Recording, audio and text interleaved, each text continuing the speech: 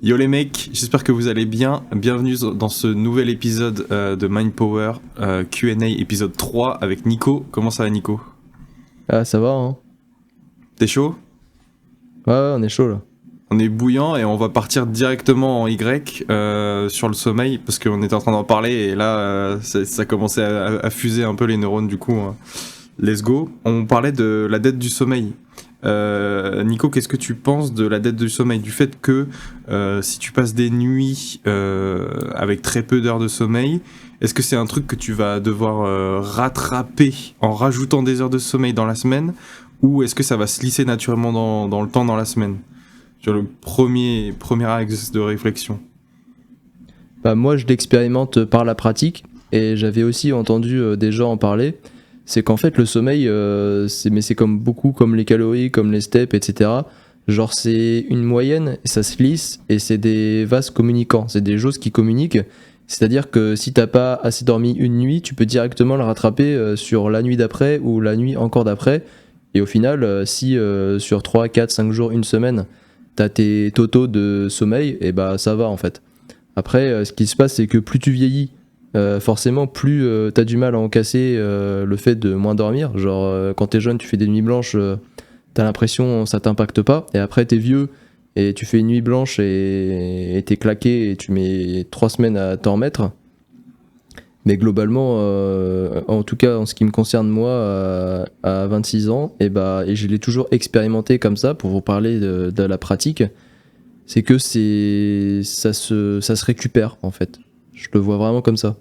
Donc c'est pas grave et c'est ok. Et même c'est intéressant aussi de se dire ça, de se dire et d'être capable d'avoir confiance en son corps, en le fait que ok, j'ai pas assez dormi cette nuit-là, la nuit d'après je sais que je peux dormir plus et tout va très bien se passer en fait.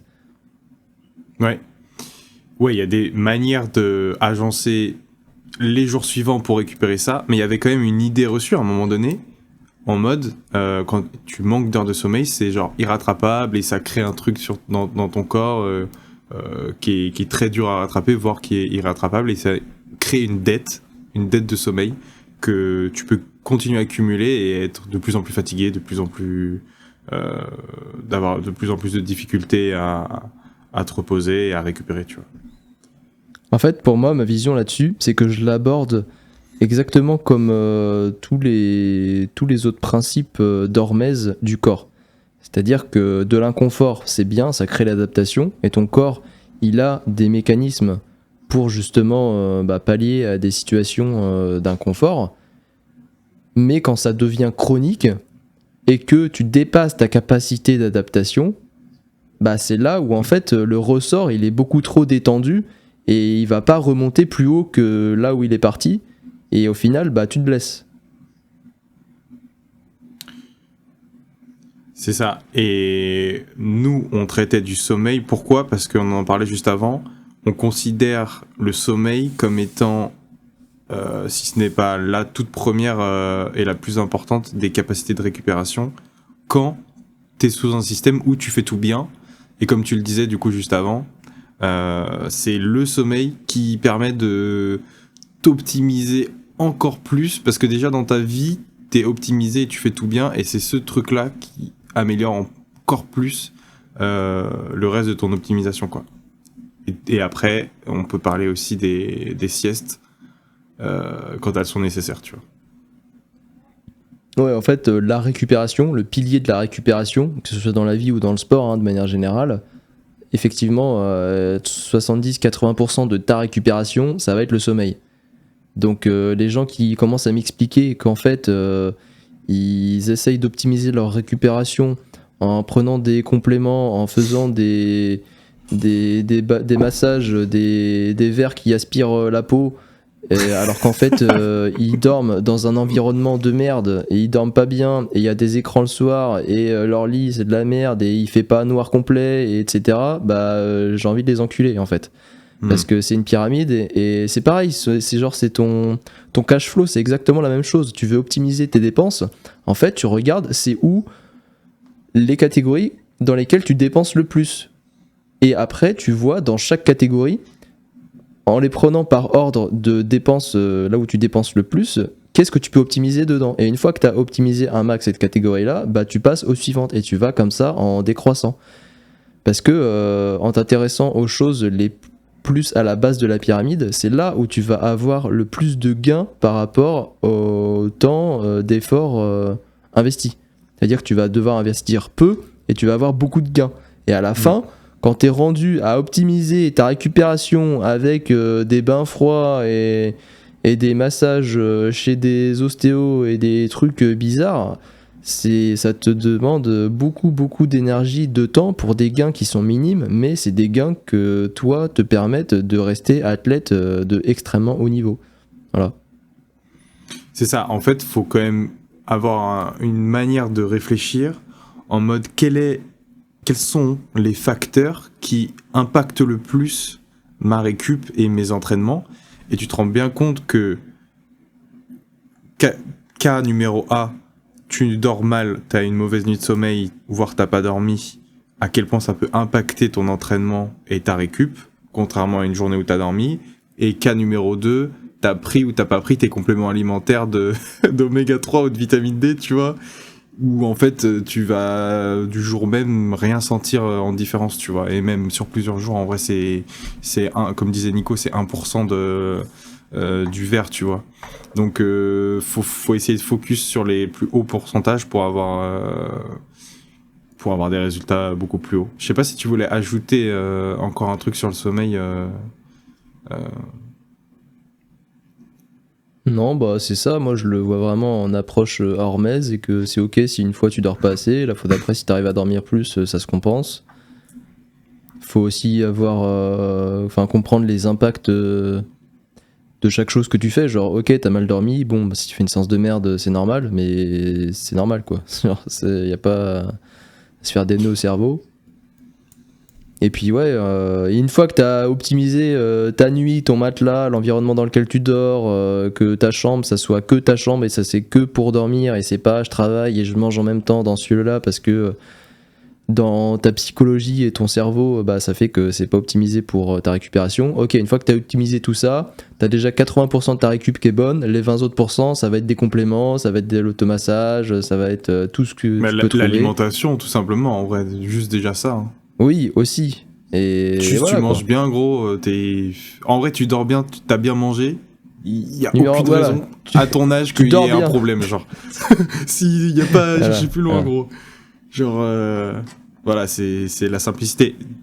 Alors, petit tips magique, parce qu'en fait, on est un podcast avec des magic tips. Et aujourd'hui, on va donner des magic tips pour le sommeil, du coup. Je commence, moi, avec mes tips. Et tu pourras rajouter si j'en oublie certains. Donc, effectivement, comme disait Nico, dormir dans le noir le plus noir possible.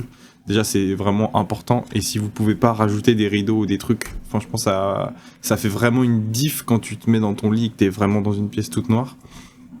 Ensuite, le matelas, très important. Alors, c'est subjectif et ça dépend des individus en vrai. Et il y a aussi une question d'habitude. Et d'ailleurs, même, on pourrait aller jusqu'à l'oreiller. Et en fonction... Ouais, mais chacun est différent, mais il y a des gens qui vont vraiment beaucoup mieux dormir sans oreiller ou d'autres avec un tout petit oreiller et d'autres, il leur faut 4 oreillers, tu vois. Mais bon, ça c'est des mini trucs. Les écrans, donc éviter la lumière bleue le soir plus les lumières orange, voire pas d'écran, c'est encore mieux pour respecter le rythme circadien. Et petit tips, vous pouvez lire un peu, genre même 10 minutes, 5 minutes, c'est un petit code en vrai. Direct, ça va vous mettre dans un état de relaxation et le cerveau, il va genre redescendre bien et dès que vous allez éteindre la lumière, ça va être parfait pour s'endormir. Une pièce, si possible, la plus silencieuse possible en vrai. Et voilà, en vrai, c'est un peu tout. Après, il y a des mini trucs, genre faut pas que la couverture soit trop lourde, faut pas être dans un environnement trop chaud aussi, faut limite que ça soit un peu frais, et voilà, principalement en vrai. Ouais, que ce soit frais, c'est important. Le seul truc que je pourrais ajouter, c'est ce que tu manges le soir. Combien de temps il y a entre le moment où t'as fini. Ouais, il y a entre le moment où t'as fini de manger, qu'est-ce que tu manges, en quelle quantité, et le moment où tu te couches. Voilà. Voilà, donc évitez de manger 10 minutes avant et de vous péter le bide. Là, c'est sûr que ça va mal se passer. et pareil, buvez pas genre 1 litre d'eau 10 minutes avant d'aller vous coucher, parce que ça aussi, alors ça pour le coup, c'est un truc qui peut niquer aussi ta nuit de sommeil. Genre t'as tout fait bien, mais t'as bu trop d'eau ou t'as fait un truc de merde, et tu vas commencer à te lever la nuit, tu vois. Et ben mon gars, c'est abuser la différence entre une nuit où tu genre t'endors et tu te réveilles dans ton lit le lendemain matin et c'est terminé, et une nuit où tu t'es levé 2-3 fois pour aller pisser, même si t'as tout fait bien, tu vois. Moi je trouve qu'il y a une vraie diff, et je sais pas, ça casse tout ton rythme, et il y a trop d'activité. Ça, il y a un truc qui bloque, tu vois. C'est comme on parlait dans le dernier podcast de l'effet de l'élan, tu vois.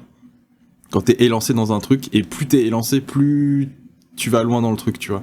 Et ben il y a un peu l'élan du sommeil aussi, tu vois. C'est-à-dire que si tu l'arrêtes tous les 3 heures, genre, c'est comme si tu faisais des siestes de 3 heures plutôt qu'un big sommeil de 8-9 heures, tu vois. Donc ça, c'est important. Enfin, faut essayer d'optimiser ça et se connaître et savoir ce que tu peux faire et tout pour l'améliorer, quoi. Voilà. Je fais une petite aparté, les gars. On a créé un Discord. Donc, quand ce podcast sera uploadé, vous aurez sûrement eu un lien pour rejoindre le Discord. Pourquoi faire un Discord ? En vrai, je me suis dit c'était une idée intéressante, juste pour vous, pour kiffer vous, tu vois, où c'est un endroit où vous pouvez partager vos perfs, vos questions, ou même rencontrer des potes, rencontrer des gens.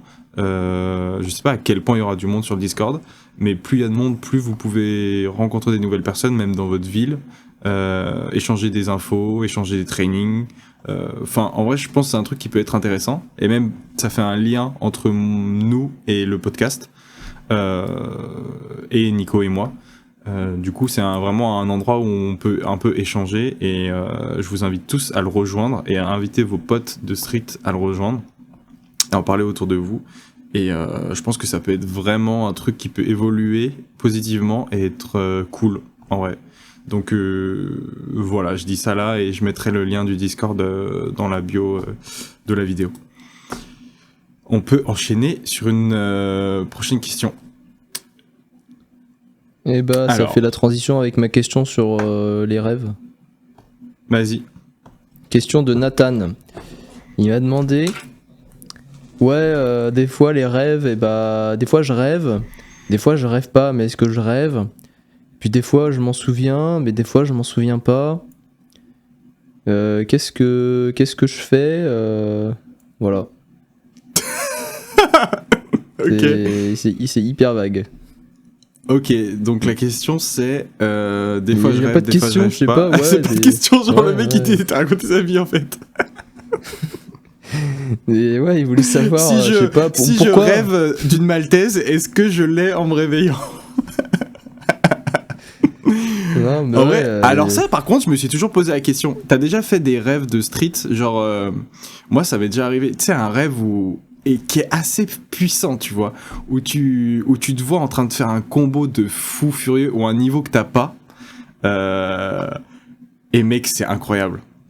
Parce que t'es dans ton rêve, et si en plus t'es un peu conscient du fait d'être dans ton rêve, t'es en mode bon bah là je surkiffe, tu vois. Moi je crois que j'avais eu ça, genre et j'avais une one arm parfaite, et c'était facile, et tu tenais à fond, et t'enchaînais en combo, et c'était puissant en vrai.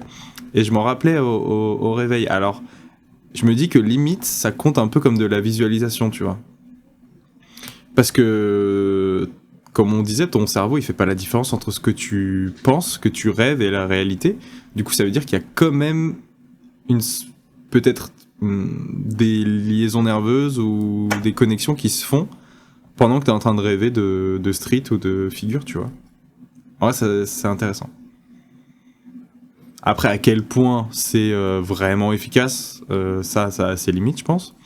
Mais par contre, la sensation de le rêver et de s'en rappeler, ça peut même aussi augmenter ta confiance en toi, tu vois. Et en plus, si t'as de la superstition et que t'es en mode ouais, si j'ai rêvé de ça, ça veut dire que c'est incrémenté dans mon subconscient, et que du coup, il y a tout un chemin qui se fait dans mon cerveau de moi qui me voit en train de réaliser cette figure dont je rêve tant, ça veut dire que je suis capable de le faire. Donc si je me vois en train de le faire, bah maintenant il n'y a plus qu'à s'entraîner pour. Enfin tu vois, il y a un truc de gain de confiance en soi aussi. Et en plus c'est ouf parce que c'est involontaire, c'est plus loin que la visualisation. Genre c'était dans ton rêve et c'est ton petit cervelet là qui a fait les trucs inconsciemment. Donc ça veut dire que t'as le mouvement ancré genre plus profond de ton cerveau, gros. C'est stylé en vrai. Bah, c'était sur le podcast de Nassim, sur le gars qui faisait des rêves lucides. Il expliquait, en tout cas c'était le sujet qui était abordé, sur le fait d'entraîner des skills grâce aux rêves lucides dans ses rêves. Et du coup, qu'est-ce que ça pouvait après t'apporter dans la réalité ? C'est-à-dire que t'imagines, t'en es au point d'optimiser ton temps de sommeil, en mode t'as réussi à charbonner le truc pour devenir un bon rêveur lucide et à faire 2-3 nuits de rêves lucides par semaine. Et du coup, dans tes rêves lucides, bah, c'est du nouveau temps de vie qui est débloqué, où tu peux entraîner, où tu peux faire tes séances de muscu. Et du coup, dans quelle mesure tu gagnes en nerveux, en muscles, c'est abusé la recherche là-dessus. Je sais pas s'il y a des études qui vont te donner des vrais chiffres en mode ouais, si tu fais tant de rêves lucides ou quoi, t'as telle connexion ou tel gain moteur ou nerveux, tu vois. Non, que sur les rêves, c'est parce un que sport nerveux, tu vois, genre. Oui, bah c'est pour ça que c'était très propice, mais sur les rêves lucides, c'est pas encore étudié, vu que c'est très volatile comme sujet. Mais par contre, ce qui a déjà été fait, oui, c'est les trucs, puis c'est connu, on prend deux groupes, il y en a un, on les fait visualiser, les autres, on les fait pas visualiser, et ça marche, et il y a des résultats. Non, mais c'est sûr que c'est indéniable que, en tout cas, la visualisation, ça a un effet et un pouvoir très puissant. Et c'est aussi lié à la volonté du pratiquant, tu vois. Genre, quand tu veux visualiser et que tu te forces à le faire et tout, il y a une telle démarche au niveau du cerveau que je pense que ça engendre plein de choses, tu vois. Le mouvement devient très important dans ta tête, ça prend une grosse place, alors que quand tu y penses pas du tout, ton cerveau, il y pense pas du tout, tu vois. Donc quand tu le fais, t'es un peu comme... faut te remettre dedans, tu vois. Alors que quand t'as visualisé et que tu visualises tous les jours avant de t'entraîner ou quoi, c'est frais, tu vois. C'est comme de l'activation avant sa séance, tu vois. Et ça me fait penser, tu vois, quand je découvre un truc dans la vie et que je suis trop fan et que je ponce le truc, et bah c'est au bout de 2 mois, 3 mois, 6 mois, quand ça commence un peu à se tarir, que c'est là que je commence à rêver du truc en question. Et pas dans la phase où je suis en surkiff de l'activité. Parce que ça veut dire qu'il y aurait un temps... Allez, vas-y. Il y aurait un temps entre le fait de le vivre dans la vraie vie et le temps que ça prenne pour rentrer genre dans ton subconscient et prendre une place importante dans ton cerveau qui fait que ça revient... Je sais pas, parce que il y a des activités aussi que je démarre, que je surkiffe pas à fond, genre normal, et pourtant j'en rêve direct. Mais les trucs que je kiffe particulièrement, 8 fois, 9 fois sur 10, et bah il y a un gros délai entre le moment où je commence à rêver et le moment où je commence à en rêver. C'est quand un peu ça devient la routine et je commence limite à m'en battre les couilles. C'est trop bizarre. Ok. Moi, je me suis toujours demandé à quel point on pouvait s'influencer soi-même pour se rappeler de ses rêves. Parce que, pour ceux qui savent pas, apparemment, on rêve tout le temps. Et en fait, c'est juste qu'il y a des moments où tu vas t'en rappeler, d'autres non. Alors, je sais pas pourquoi. Mais je sais pas si ce truc-là, il peut s'influencer comme le fait de s'entraîner à être lucide dans ses rêves, tu vois. Je sais pas si t'as plus d'infos à donner. Ah bah oui, se rappeler de ses rêves, c'est un truc qui se travaille, et c'est plutôt facile. Déjà, à chaque fois que tu rêves, si tu te réveilles juste après, tu notes ton rêve. Et tu tiens un carnet de rêves. Et déjà, ça va entraîner ta mémoire à te souvenir de tes rêves. Parce qu'après, le matin, si tu fais pas ce temps-là, et même dans la nuit, quand tu te réveilles et que t'as rêvé et de les noter, après, passer 10 minutes, un quart d'heure, c'est bon, t'as tout oublié, c'est impossible, laisse tomber. Ah, il y a un truc que j'arrive à faire, ça m'arrive de temps en temps. Bah, typiquement quand je me lève la nuit pour aller aux toilettes. et que genre je me réveille et je me rappelle de mon rêve, limite je suis encore dedans, tu vois. J'ai le temps d'aller pisser, de retourner dans mon lit et de me dire allez c'est parti, je recommence. Et parce que tu vois c'est tellement clair dans ma tête que je me remets dans la situation, genre c'est comme si j'avais mis pause sur le film, tu vois. Genre je suis dans tel endroit à tel moment et tout, je me réveille, ok, nanana, j'ai envie de continuer, du coup je retourne et là hop je me remets là-dedans et c'est comme si je me forçais à recréer la suite, tu vois, enfin à créer cette suite et à appuyer sur play et ça marche. Ça m'est déjà arrivé, ouais. C'est assez ouf, tu vois, cette barrière entre le rêve et le réel, tu vois. Même quand j'étais petit, il y a des moments où j'avais du mal à savoir si j'étais réveillé ou pas, tu vois. Et en fait, j'étais dans un rêve encore.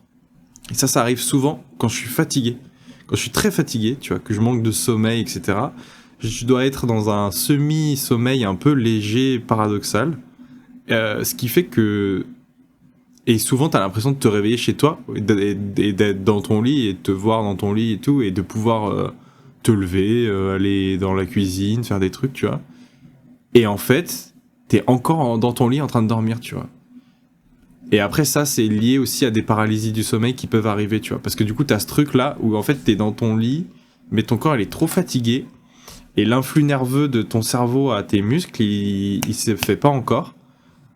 Et je sais pas si ça t'est déjà arrivé, et du coup t'es paralysé dans ton lit, tu vois, t'es conscient de toi-même, mais t'es en train de dormir. Enfin, tu peux pas, tes muscles ne répondent pas, mais t'es consciemment réveillé, tu vois. Et ça m'arrive que quand je suis très fatigué, mais ça m'arrive, tu vois.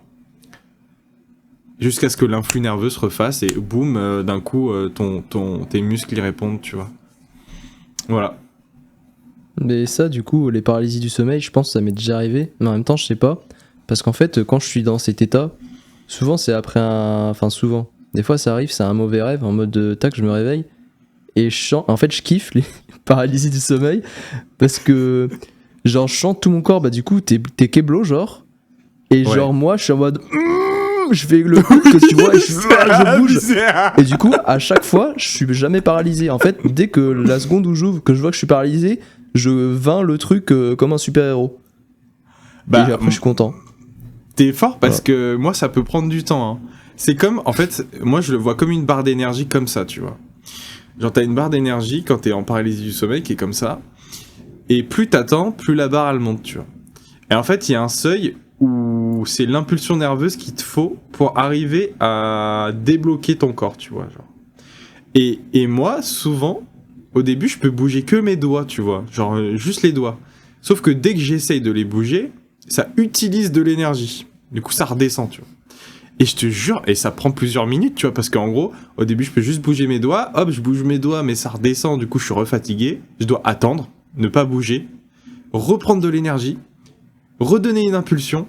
Donc là, je vais essayer de la donner, et elle se passe, mais c'est pas assez puissant. Ça redescend, ça remonte, et ça jusqu'à un moment donné où je donne une telle impulsion que ton corps, il fait bouh, tu vois. Et ça, c'est assez ouf à vivre, en vrai. C'est ouf. C'est très puissant. Mais en plus, c'est un vrai truc qui fait peur. Hein. Il y a des gens, ils sont pas bien. Hein. Moi, la toute première fois, ça m'était arrivé, petit trauma, mais j'étais sur le ventre, tu vois, en train de dormir, et j'avais la tête dans l'oreiller. Du coup, tu sais, tu respires pas bien, et là, du coup, tu peux paniquer, tu vois. Tu peux être en mode, ah putain, je respire pas bien. Mais bon, à part ça, en vrai, y a pas de... Si t'arrives à... Faut juste mentalement être assez puissant pour se calmer et pas paniquer, en fait, tu vois. Parce que en vrai, y a aucune raison de paniquer. T'es juste en train de dormir et voilà. Mais ouais. Et après, peut s'en suivre des hallucinations, ça c'est encore autre chose, auditives ou visuelles, tu vois. Et c'est là où tu peux un peu plus paniquer. Genre, il y a des gens qui ont des paralysies du sommeil, et quand ils ont ça, ils peuvent aussi avoir en même temps une hallucination auditive ou visuelle, genre voir quelqu'un qui est devant leur lit, tu vois, en train de le regarder, tu vois. Ou entendre un bruit qui fait peur de quelqu'un qui arrive chez soi, tu vois. Enfin, souvent, ça peut être lié à des trucs comme ça, et du coup, là, effectivement, tu peux être plus à même de paniquer, tu vois, parce que tu sais pas si c'est réel ou pas, etc., etc. Ok, on est allez, pas mal deep. Là, j'ai une question assez intéressante sur le street, si t'es chaud. Pouvez-vous parler de l'impact du poids en street workout? C'est probablement le plus gros facteur. Mais personne n'en parle vraiment. On peut débloquer une figure quasi sans s'entraîner, juste en perdant 10 kilos, notamment sur les jambes. Alors, est-ce qu'on peut vraiment être fort, sans parler d'exception, en étant lourd, 75 kilos et plus? Est-ce que le jeu en vaut vraiment la chandelle de s'entraîner 3-4 fois extrêmement dur pour avoir un petit front touch et un début de full? Alors que des mecs de 50 kilos l'ont en un an. Comment gérer cette frustration d'être lourd, de s'entraîner mieux et tellement plus dur que 99% des gens, mais savoir qu'on ne sera jamais réellement fort? Fort égale 10 pull-ups to touch ou 20 secondes to press, à cause du poids. Ou alors ça prendra 4 à 5 fois plus de temps. Doit-on changer de sport? Putain. Moi Ok. j'ai deux choses à dire. Allez, donne-lui C'est toujours la pareil. réalité. C'est jamais, déjà tu sais pas, on fera le compte à la fin de ta vie. Et deuxièmement, en fait, c'est que ce sport-là, si tu me parles d'autres gens, tu le fais pas pour toi. Donc fin de la question. Voilà, en gros, ça veut dire, en fait, cette question, ça veut dire que t'es frustré de ton niveau, de toi, du street et tout ça. Et c'est peut-être parce que tu l'apportes pas de la bonne manière, c'est-à-dire que t'es trop dans un système de comparaison aux autres et de j'ai pas le niveau que je veux ou le niveau de ce mec-là, du coup c'est nul, du coup je suis nul, mais j'arriverai jamais. Enfin tu vois, en gros tu rentres dans un cycle où c'est de l'automutilation, tu vois, auto-rabaissement, etc., etc. Et il est pas bon ce cycle parce que de toute façon, de 1, tu pourras rien y changer. Et de 2, tu t'es stuck dedans en fait. Donc la seule manière, c'est de sortir du truc, c'est-à-dire de dire ok en fait, je m'en bats les couilles. Pourquoi je fais ce sport? Et de retravailler ce truc-là et de se dire ok, qu'est-ce que ça m'apporte ce sport? Pourquoi je le fais? Qu'est-ce que j'aime dans ce sport et tout? Et c'est en faisant ça que du coup tu vas, comme dit Nico, tu vas le faire pour toi. Et à partir de ce moment-là, en fait, peu importe où t'en es, tu vas kiffer ton chemin. Et comme on dit souvent, le chemin est plus important que l'arrivée, tu vois. Donc, il faut que tu te détaches de ça. Et en plus, comme dit Nico, t'en sais rien, tu vois. Donc, il y a que en kiffant, en tout cas, il y a que en kiffant ce que tu vas faire tous les jours que tu seras heureux et que il y a des choses qui vont se passer, tu vois. Si t'es constamment dans un truc de frustration et tout, tu seras bloqué. Et ça va tout te bloquer en fait. Tu te rends pas compte à quel point ça peut tout te bloquer.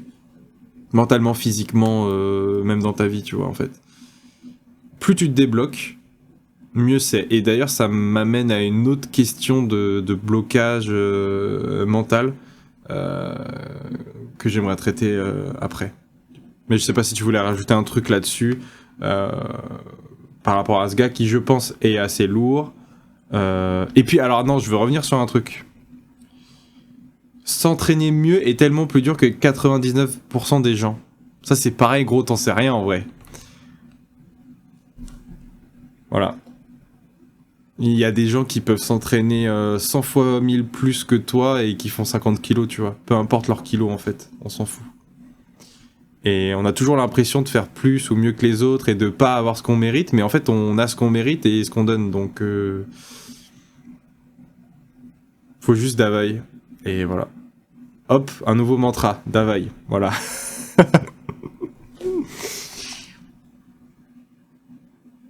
J'ai rien Alors. à rajouter. J'aurais pas dit mieux. Si tu veux faire le podcast tout seul, vas-y. Hein. Bâtard. Et juste sur le dernier truc, sur on a que ce qu'on mérite, c'est pas des fois faire plus, c'est délétère. C'est pas si je veux plus, faire plus. Oui.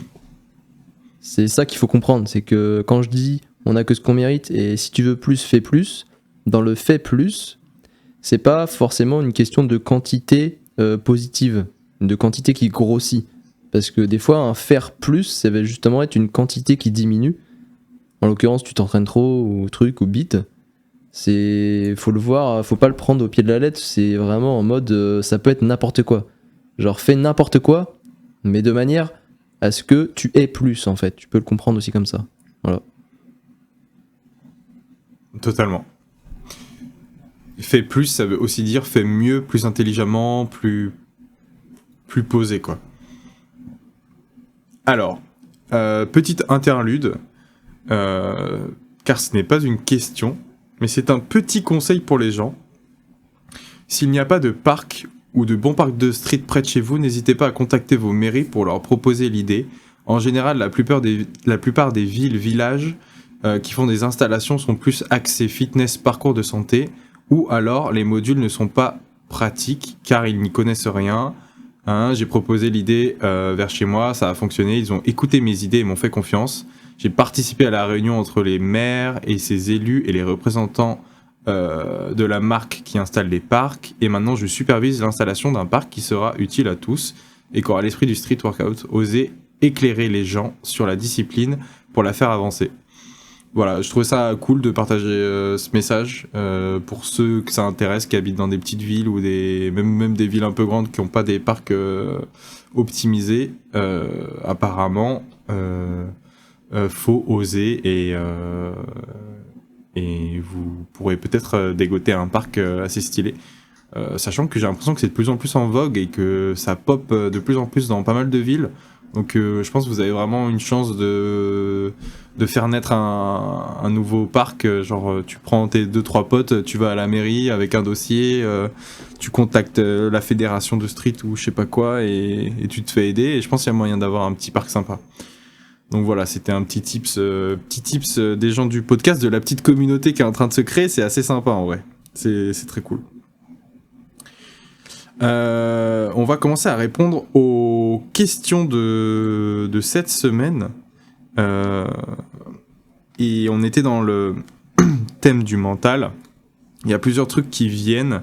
La première question, c'est de Gscope 12. Comment casser une barrière mentale dans le street ou ailleurs ?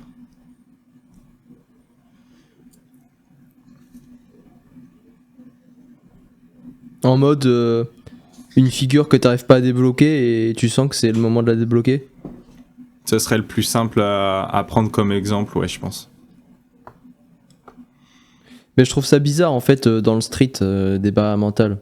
Parce que autant sur des sports de force où tu rajoutes des kilos sur ton mouvement listé, bah oui, il y a des poids qu'on sacralise et au moment de faire sa rep, on se chie dessus avant ou pendant. Mais autant sur du street, en fait, tu fais tout le temps des essais. Du coup, je trouve que c'est pas tant propice à sacraliser un mouvement et à se chier dessus. Alors si, pour un combo en particulier où il y a des notions d'équilibre, d'agilité, oui. Mais après, je pense que quand on dit barrière mentale en street, c'est en mode... T'as un niveau actuel, tu vois comment tu progresses, tu vois le niveau que t'aimerais avoir, t'es en mode jamais de ma vie j'arriverai à faire ça et t'es barriéré mentalement. Je pense que C'est ça. C'est le cas le plus typique en street. En fait, pour moi, c'est la confiance en soi.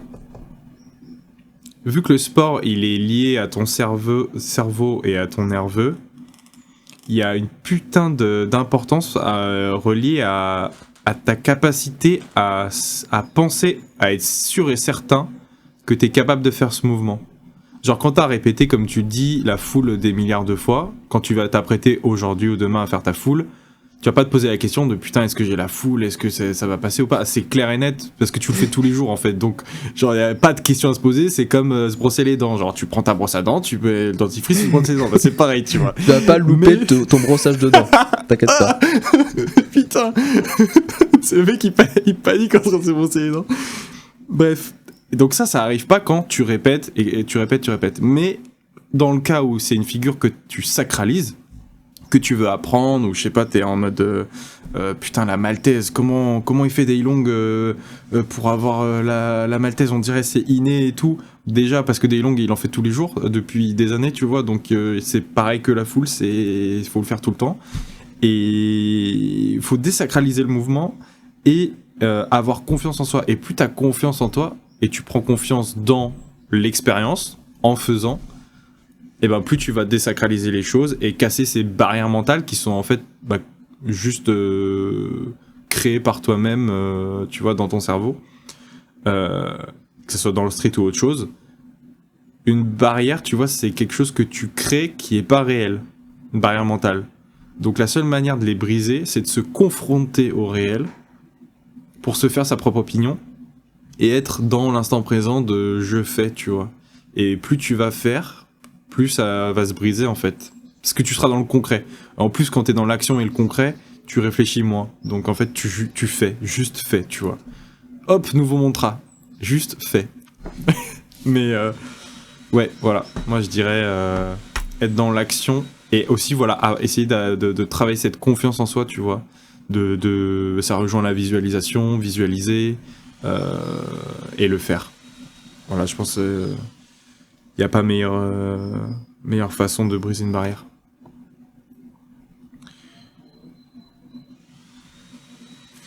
Ma cam, elle a coupé ou pas? Non, c'est bon. Ok, il y a eu un petit lag, c'est pour ça.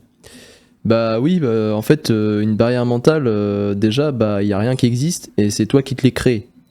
Donc si c'est toi qui te l'es créé, à tout moment, là, maintenant, tout de suite, tu peux décider qu'elle n'existe plus. Et ensuite, en fait, cette notion de barrière mentale, elle vient du fait que tu regardes trop loin dans le futur par rapport à ce que t'aimerais avoir, en tout cas ton objectif. Et du coup, c'est comme si t'étais sur une tour super haute, tu regardes en bas et t'es en train de me dire « Ouah, j'ai le vertige ». Bah bien sûr que t'as le vertige. Mais ça veut pas dire que t'es pas capable de descendre la tour avec les escaliers une marche par une marche pour arriver en bas, tu vois. Ou inversement, si tu regardes, on va plutôt le faire dans l'autre sens. T'es en bas, tu regardes la tour, elle est vachement haute. Ouah, putain, le sommet, jamais je l'atteins, jamais je l'atteins, jamais je l'atteins. Donc déjà, ton jamais je l'atteins qui est né dans ta tête, tu te l'enlèves. Et ensuite, tu montes les marches une par une. Et en fait, un jour, tu vas arriver au sommet. C'est juste, ne regarde pas trop loin. Concentre-toi sur ton court terme, de manière à progresser chaque semaine, chaque mois qui passe, à être consistant sur chaque entraînement. Et en fait, un jour, tu vas te réveiller et tu seras tout en haut. Et tu seras au niveau que tu voulais.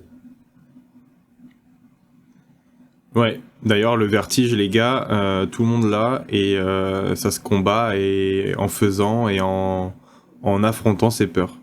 Après, je parle pas non plus de la vraie phobie du vide, c'est encore autre chose. Mais le vertige en soi, tout le monde l'a plus ou moins et c'est un truc qui se travaille, donc c'est pareil. Il faut travailler ses peurs et ses barrières. Il y a une autre question qui rejoint un peu ça, de Calice Mika. Salut Mika.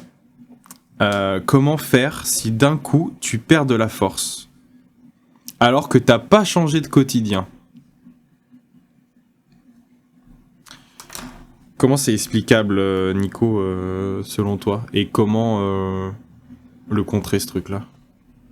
Bah déjà, c'est depuis combien de temps ça dure? Parce que si ça dure que depuis une semaine, ça va encore. Maintenant, si ça fait un mois, effectivement, pour moi, en fait, c'est que t'étais arrivé au bout d'un système et d'une méthodologie d'entraînement, et même plus large que ça, de façon de vivre. C'est-à-dire que, au final, le système que t'avais, peut-être qu'il a été bien pendant 6 mois, 1 an, 2 ans, mais il avait une limite. Il avait une limite qui était timée au bout de 2 ans. Bon, tu pensais que ça allait faire à l'infini, sauf qu'en fait, non. Et aujourd'hui, t'es à cette limite. Du coup, si tu restes stuck pendant 2 mois, 3 mois, 6 mois, en fait, change de système, je fais autre chose. C'est pas en faisant la même chose que tu vas obtenir un résultat différent. Voilà. Ouais, ça je suis bien d'accord.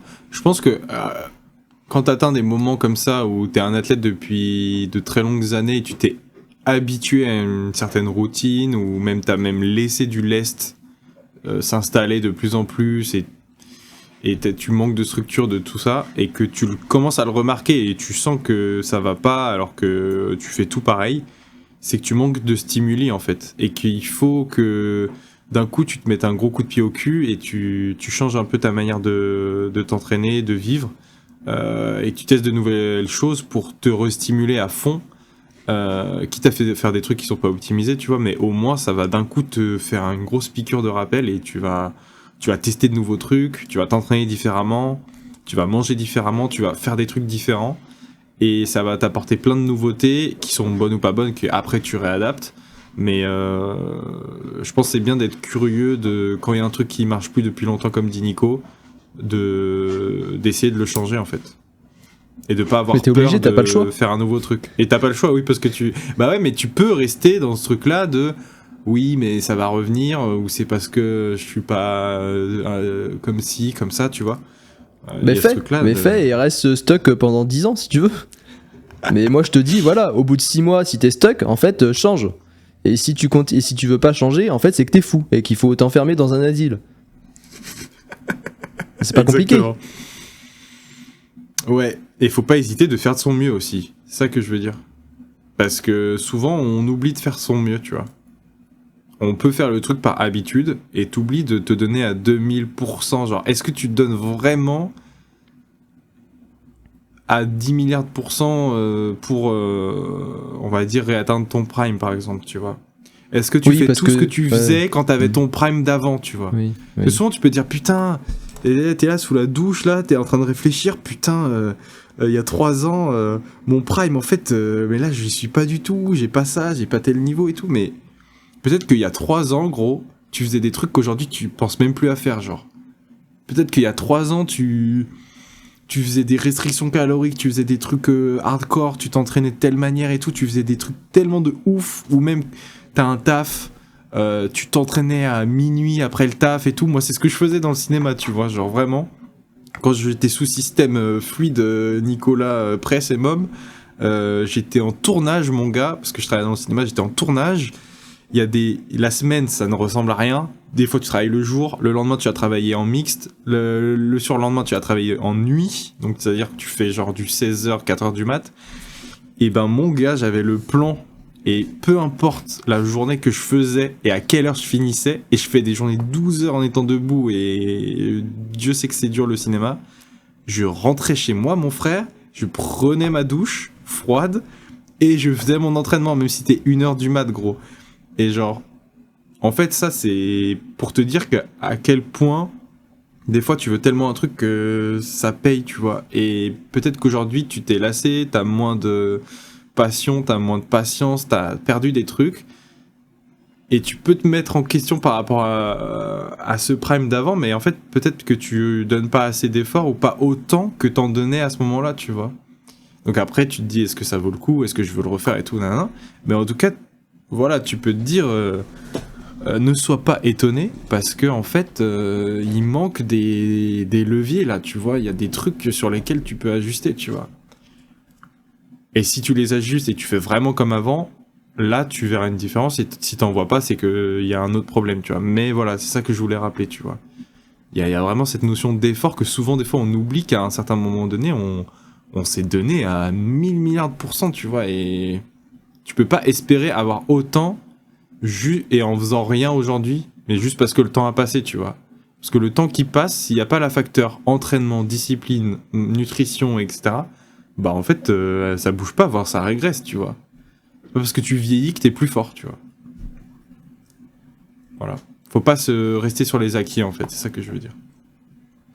Ouais, tu vois, vu que là, c'est dans le cas d'un athlète, comme tu connais Mika, qui s'entraîne depuis très longtemps, et dans le cas des athlètes qui s'entraînent très longtemps, et bah, ils sont confrontés forcément à d'autres problématiques que des athlètes qui s'entraînent depuis moins longtemps.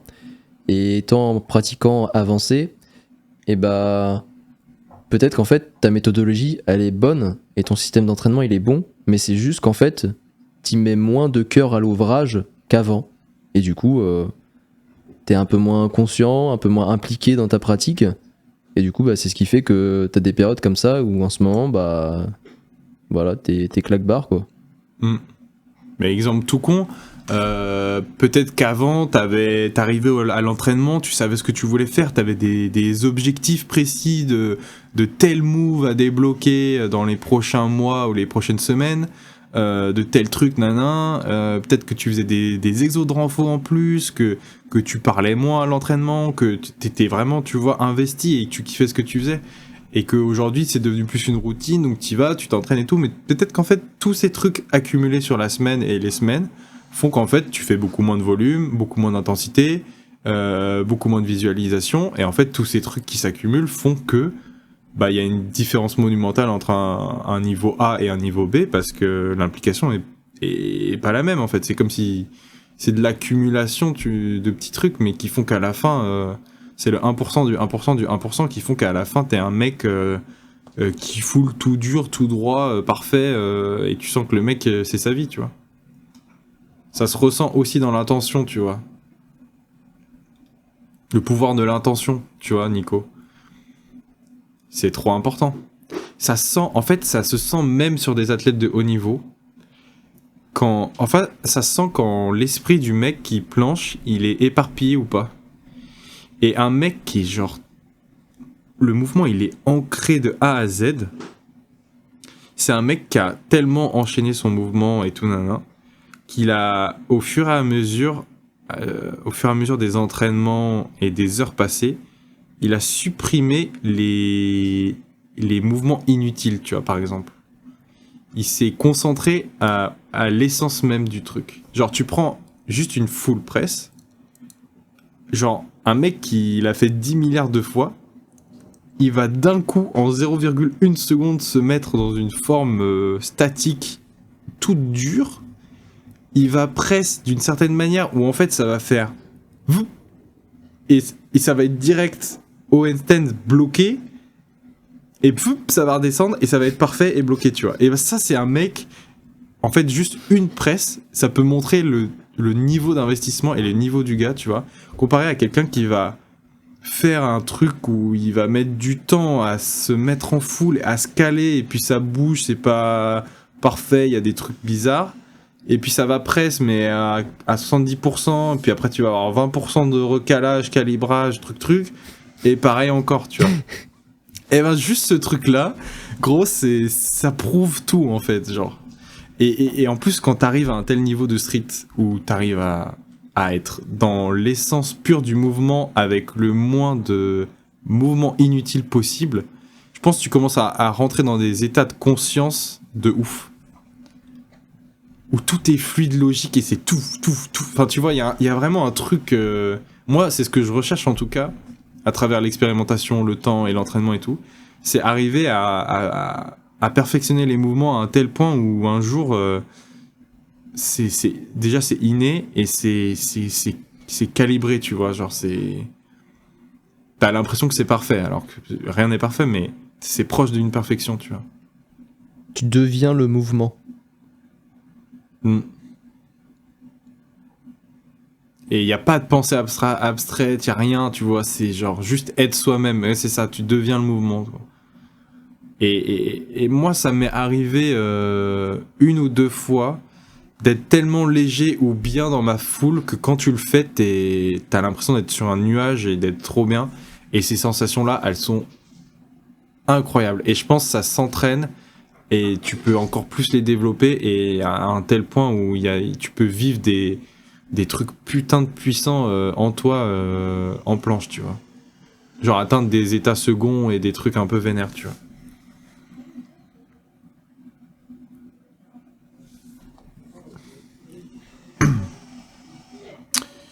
Ok. Prochaine question. Pour le grise de groove, c'est mieux de faire des foules à l'élastique ou des variations plus simples à vide? En gros, je grise de groove en straddle ou je fais de la foule à l'élastique? Putain, je suis obligé de refaire toutes vos questions, les mecs, c'est abusé. Je réponds pas à cette question. Ok. On a trop répondu, regardez les anciens podcasts. Non, mais réponds juste si tu veux, mais c'est bon. Eh ben, ne fais pas d'élastique, bro, et fais à vide, voilà. Next, Gwen ETV. Qu'est-ce que vous pensez des compétitions de street workout? Comment les améliorer? Bon, Nico, est-ce que t'as suivi un peu le game des compétitions? Moi, je connais rien, mon gars. Ça n'a aucun Là, sens. En fait, vous me posez cette question, les mecs. Déjà, faut savoir que aucune compétition n'est la même en France ou dans d'autres pays. Genre, c'est le bordel absolu. On est encore en train de se chercher. Il y a les compètes freestyle, il y a les compètes statiques. Même en statique, chacun fait ce qu'il veut. Au niveau des runs, des trucs, c'est des 1v1, des 2v2, des 5v5. Il y a pas de... c'est le bordel, gros. Des 5v5, on est sur une game de League of Legends ou c'est comment là? C'est quoi tes main Yasuo en Putain, mid toi, t'es support, toi, t'es... Ouais, moi, je suis support, moi. Moi, je mets l'élastique pour... Non, alors, bon, on est d'accord qu'aujourd'hui, les compétitions, c'est un peu le bordel. Mais il y a des trucs très cool qui se font. Moi, je supporte de ouf ce qui se passe avec ISN et tout ça. Je suis beaucoup plus compétition statique que freestyle. Parce que je fais pas de freestyle. Mais je trouve ça très intéressant. Je pense qu'on peut encore expérimenter d'autres choses et qu'il y a encore beaucoup de choses à améliorer. Notamment en système de juge et tout. Moi, je pense que c'est un peu trop le bordel et trop n'importe quoi en ce moment. Les athlètes qui jugent, les juges qui sont des athlètes. Il y a trop de disparités, de trucs différents et il faudrait qu'il y ait un peu plus de stabilité à ce niveau-là. Mais on est tellement un sport où on s'en bat les couilles, on fait ce qu'on veut et ce qu'on trouve stylé que je sais pas à quel moment donné ça sera réglementé d'une certaine manière, tu vois. Et puis il y a tellement de questions.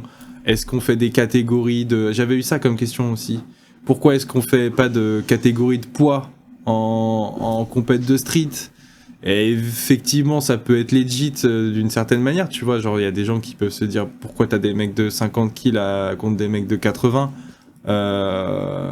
Et puis t'en as d'autres qui vont dire mais non, gros, on s'en bat les couilles. T'as des gens qui sont forts des deux côtés et on s'en fout.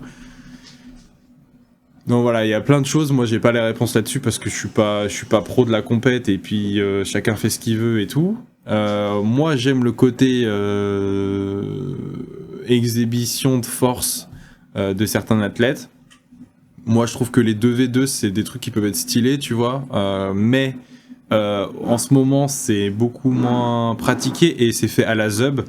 Alors que du vrai 2v2, avec des gars qui ont préparé des vrais combos ensemble et fait des trucs, ça peut être trop stylé, tu vois, en street.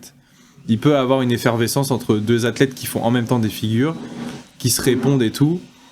Mais c'est tellement bâclé qu'il n'y a rien de vraiment super bien qui a été fait pour l'instant. Mais c'est des trucs qui peuvent être travaillés, tu vois.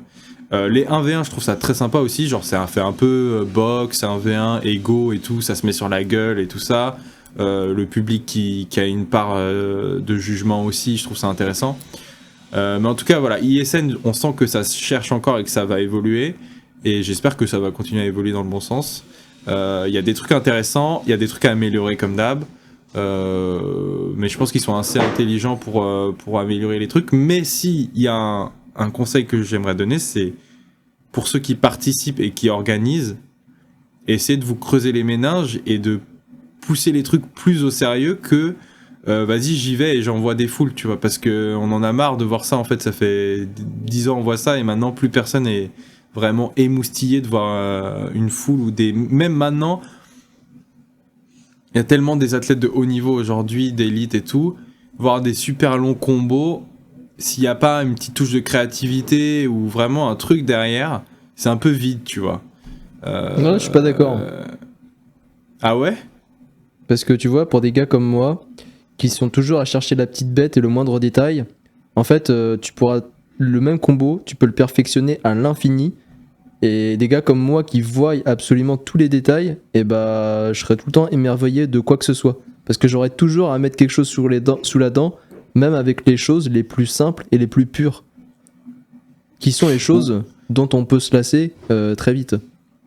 Mais du coup, ça s'applique à des athlètes où, quand ils performent, tu ressens ce degré d'implication dans dans le détail et tout ça, tu vois. Ah oui, mais c'est voilà, Souvent, c'est que les mecs souvent on voit du comme spam, moi, on voit du spam et peu importe, tu vois 5 personnes faire les mêmes choses en fait et ça oui, peut mais être un peu les mêmes choses, mais moi je vais pas voir la même chose à chaque fois. C'est-à-dire que tous les petits Oui. détails, je vais les capter. Et donc ok. je vais être en mode ah là il a fait comme ça, là il est fait comme ça, là il fait comme ça. Oui, ok. Et du coup je peux voir la même chose en boucle. Ça sera tout le temps différent parce qu'à chaque fois je vais voir des trucs et je vais kiffer quand même, tu vois. Ok. Donc voilà, en fait, ça revient à dire que aussi c'est un peu les goûts et les couleurs et que chacun y retrouve son truc, tu vois. Donc c'est bien en vrai qu'il y ait des formats différents de compète, je trouve. Là, je parle un peu statique. Et il faut l'expérimenter et les pousser encore plus d'année en année. Et je pense que ça peut être stylé, ouais. Je trouve ça bien. Comment les améliorer? C'est juste faut faire et ça va s'améliorer. Voilà. Il faut juste faire. Faut faire tous les crash tests du monde, ça va s'améliorer. Quoi que qui que ce soit qui fasse, c'est génial et il faut encourager, il faut supporter. C'est ça. Ouais. Bon, en tout cas, j'envoie bien de la force à tous les gars qui organisent notamment ISN et tout ça, et même qui font des rassemblements. Ça fait partie de faire vivre ce sport et c'est magnifique. Ryan S. Wooks, meilleur livre pour apprendre comment structurer nos entraînements et progresser en street. Alors là, c'est... Je sais pas si ça existe. Bah, moi je connais pas, tout. donc voilà. Bon bah les mecs qui veulent écrire un livre sur l'entraînement et progresser, allez-y hein. Bon sinon il y a les e-books des gens, mais voilà. En commentaire, dites-nous si vous connaissez des livres. Ouais. Bah après tu peux toujours reprendre des livres de muscu ou d'autres choses et essayer de comprendre les principes et les appliquer au street, mais ça sera pas aussi efficace qu'un livre sur le street. Mais le meilleur podcast, c'est Manpower, par contre, qui vous explique le système fluide de l'entraînement. Donc voilà, je tiens à rappeler qu'on a fait des podcasts qui expliquent un peu la méthode d'entraînement si vous voulez progresser facilement. Enfin non, pas facilement, va falloir s'entraîner dur, les gars. Mais c'est une bonne méthode. Faut essayer. Ça marche à coup sûr. Elouan Workout. Comment et pourquoi la hard wave a-t-elle une place si importante dans le street workout? Très bonne question ça, très intéressant. Est-ce que c'est lié que à l'influence de la communauté où il y a un vrai lien entre le street, notamment le statique, et le son? Et du coup là on peut carrément partir dans des délires de mathématiques, de beats, de fréquences et de trucs. Mais je sais pas à quel point c'est... Mais c'est vrai que c'est puissant et il y a beaucoup de gens qui se reconnaissent là-dedans, tu vois. Après, est-ce que c'est pas un truc qui est né par les influenceurs de street et qui a pris une telle place que du coup c'est devenu un peu une évidence et personne l'a vraiment remis en question? Ou il y a vraiment un lien très très fort et puissant? Parce que ça s'est reconnu chez beaucoup d'athlètes, notamment au tout début, tu vois. Ouais, bah pour moi c'est deux choses, c'est ce que tu viens de dire avec les influenceurs. Et aussi effectivement le côté, il y a un drop. Il y a un drop et du coup c'est propice à envoyer un mouvement, à commencer son combo, à faire un power move. Et du coup c'est un style de musique qui s'y prête bien. Et donc c'est pour ça que c'est largement répandu. Ouais, donc toi ça serait principalement le drop, mais il n'y aurait pas un truc un peu plus poussé dans les rythmiques ou les ambiances? Parce que moi je trouve que ça joue aussi énormément. Drop et influenceur en fait. Voilà. Oui. Ok. Parce qu'après, il y en a, ils font ça sur des musiques classiques, sur des fréquences, on fait sur tout ce qu'on veut. En fait, c'est ça qui est intéressant, c'est qu'en fait, tu peux trouver une musique qui a du sens par rapport au mouvement que tu veux faire, par exemple, ou l'intensité que tu veux donner à ton combo, tu vois. Et ça rejoint la visualisation. Mais il y a quand même un truc de lien entre le son et le mouvement. C'est quand même hyper intéressant. Et il y a très peu d'athlètes qui s'entraînent sans musique. Bah d'ailleurs, testez chez vous. Testez un entraînement sans musique. Et dites-nous si ça fait une diff. Ça fera une diff, mais testée. Non, mais c'est intéressant. Parce que si on fait un parallèle avec l'escalade, qui est aussi un sport de force, mais un peu différent, eux, ils sont en mode zéro musique, le bruit de la nature et tout. Et ils sont trop puissants Et tu à leur sport, gros. Tu sais que Arjuna il se met des drops quand il fait de la grimpe. Quel enculé. Je l'ai vu l'autre jour, j'étais choc barre. Il était à la salle, il se met ses écouteurs, il se met un drop comme s'il faisait du street. Et j'ai trouvé ça trop bien en fait parce que il est vraiment en mode bah je casse tous les codes, je fais mon truc à moi et je m'enferme pas dans quelque chose, tu vois. Et Mais c'est ça qui est cool. mais c'est ce que je kiffe avec Arjuna, c'est qu'il a son univers et il y est à fond, tu vois. Mais ok, c'est intéressant. Parce que oui, il y a vraiment cette philosophie en escalade de grimper dans le silence, dans le calme, d'avoir la force tranquille, tu vois. Et c'est vrai qu'en street, on s'est tellement habitué à cette surcharge d'énergie qui est délivrée par la musique, tu vois, qu'on a du mal à faire sans, tu vois. Quand tu veux faire tes plus grosses perfs et tout, t'es vraiment en mode je mets ma musique, je mets mon bon son du moment et tout. Il y a tout un rituel qui s'est créé, tu vois, qui s'est implémenté dans le sport et dans notre sport, tu vois.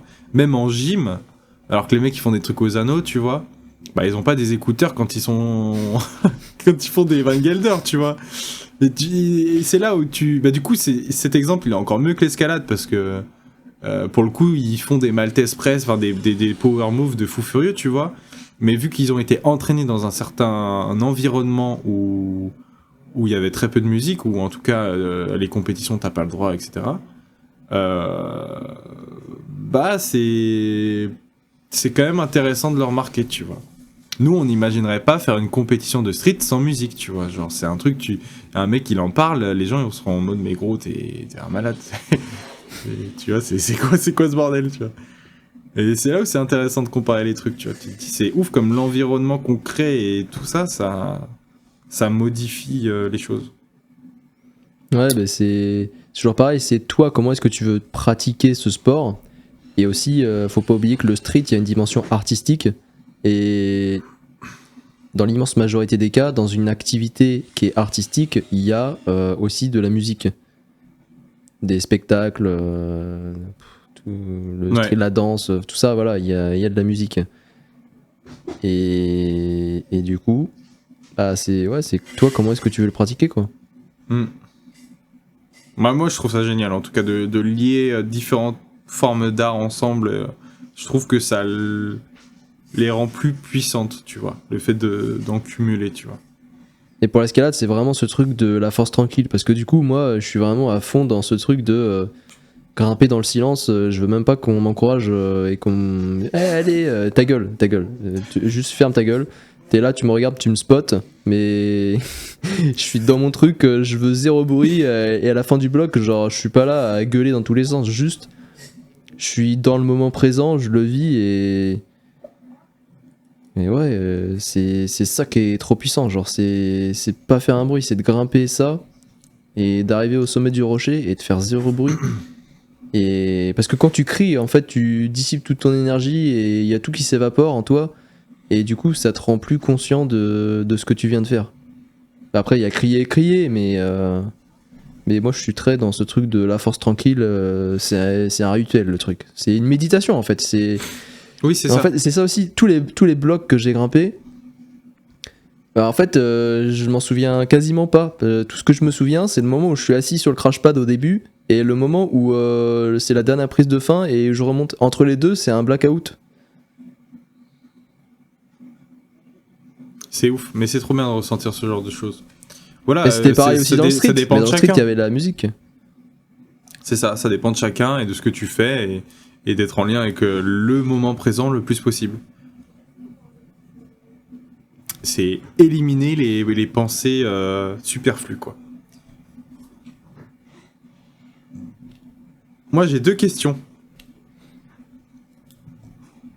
Première question, qu'est-ce que tu penses du système pyramidal ? Alors, je détaille. Quand j'ai commencé le street, je m'entraînais en traction et tout. et je faisais beaucoup de pyramides de traction, tu vois, ou de pyramides de tout, tu vois, pour faire du volume. Une traction, 2, 3, 4, tu montes, je sais pas, à 10, tu redescends. Ça te fait un volume de ouf, et t'as un truc un peu progressif comme ça, où même dans cette progressivité, ton système nerveux il s'habitue, tu vois, et ça s'enchaîne bien jusqu'au moment où c'est too much et tu commences à fatiguer, et c'est pile le bon nombre pour redescendre. Il y a un truc aussi, je trouve, qui se rapproche dans notre manière avec les mômes, tu vois, de chiffres qui s'emboîtent bien par rapport à ton niveau par rapport à ton niveau et par rapport à ton niveau dans la séance d'énergie qui fluctue et baisse à partir d'un certain temps, tu vois. Du coup, la question, c'est qu'est-ce que t'en penses et qu'est-ce que t'en penses en street? Est-ce que tu as déjà pensé? Est-ce que tu l'as déjà essayé? Et à quel point ça peut être top de l'essayer quand tu veux pas faire un EMOM, par exemple? Exemple, tu fais ça pour presse ou push-up. Genre tu fais une presse, soit tu mets du repos, soit tu mets pas de repos, faut voir. 2 presses, 3 presses, 4 presses, 5 presses. T'arrives à ton max et tu redescends. Et tu fais par exemple pareil après en push-up ou un truc comme ça. Ce qui fait que t'as accumulé un volume bien. Le max du chiffre de ta pyramide, c'est le max que tu peux faire. Et en dessous, du coup, bah, t'as sûrement progressé en volume et en force. Et t'as une bonne intensité vu que t'as fait un truc jusqu'à une force max. En vrai, c'est intéressant, je pense, non? Pour moi, ça sert à rien, c'est de la merde. Et en street, en fait, ça n'a rien à voir. Parce que déjà, tu fais des pyramides quand t'as allé, je sais pas, 15-20 tractions au poids du corps. Déjà, t'as pas 15-20 presses. Et en fait, même si tu les avais, je sais pas, si on dit que t'as un max à 20 tractions, ta pyramide, tu vas la monter jusqu'à 10. Tu vas commencer à 4, 5, 6, 7, 8, 9, 10, 9, 8, 7, 6, 5, 4, 3, 2. Et que t'as 20 presses, je suis même pas sûr que t'arrives à faire pareil. Parce que en fait il y a des notions nerveuses dans le corps qui font que les 10 mouvements ils sont pas comparables sur ces aspects-là. Par exemple, le fait que ça soit un mouvement où tu changes l'orientation de ta tête. Tous les mouvements de street lift, le corps il bouge que dans un seul axe. Déjà c'est vertical de haut en bas. Et alors que là tu démarres, t'es à l'horizontale, ensuite tu vas à la verticale, ensuite tu reviens à l'horizontale. Et rien que ça, pour le cerveau et pour tout ce qui se passe dans le corps, ça marche pas. Et du coup ça implique un autre truc qui est justement en fait l'énergie nerveuse et cognitive que ton corps il doit dépenser pour maîtriser tout ton corps dans l'espace. C'est à des années-lumière d'une pauvre traction. Ou d'un pauvre dips, ou d'une pauvre pompe, ou d'un pauvre squat, tout ce que tu veux. Et du coup, c'est pour ça que ça n'a pas de sens. Et aussi parce que les méthodes pyramidales, c'est pour entraîner de l'endurance et augmenter son nombre de reps. Mais en fait, tu augmentes ton nombre de reps parce que tu gagnes de l'endurance dans le mouvement. Et en fait, en street, tu vas pas augmenter ton nombre de reps en gagnant de l'endurance dans le mouvement, mais en gagnant de la force dans le mouvement. Parce que même à 20, à 15-20 press full, en fait, t'es quasiment pas encore sur des filières d'endurance. Là où quand tu fais des max traction à 50 reps et où le set il dure je sais pas combien de temps, et encore, c'est pareil, les reps elles sont beaucoup plus rapides que en street. Le temps de faire une presse, c'est plus long que de faire une traction. Donc ça aussi, ça fait que ça marche pas, c'est pas comparable. Et attends, juste j'étais sur quel truc? Je sais plus ce que je disais, j'ai digressé et je me suis perdu. Voilà. Bah, tu parlais Avant les tractions là, avant les du système pyramidal qui marche ah oui, pas voilà, pour c'est le bon, street. c'est bon. c'est que en street, tu vas gagner des reps en augmentant ta force dans le mouvement, et du coup, travailler ta force, bah, c'est pas des méthodes pyramidales. Tu les travailles, Ah oui. tu travailles ta force nerveuse différemment, et ton endurance nerveuse aussi différemment de par tout ce que je viens de t'expliquer. D'accord. Et tu l'as déjà essayé ou pas du tout? Ah non, jamais. J'ai même jamais pensé. Mais pour moi, ça a totalement aucun sens. Et en fait, t'es légitime de faire, enfin, t'es légitime déjà, ne serait-ce que d'essayer cette méthode-là. Ouais, si t'as 20 press full, personne n'a 20 press full. Et même, pour moi, même à 20 press full, en fait. Il y a d'autres trucs à faire.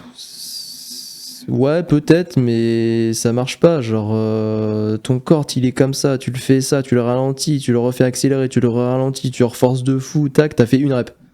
Traction, c'est juste tu montes, après tu te laisses tomber, et c'est bon, t'as fait une rep. Putain, ça a rien à voir, c'est pas comparable.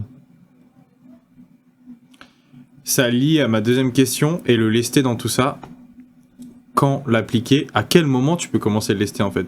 En prenant notre système d'entraînement, tu vois.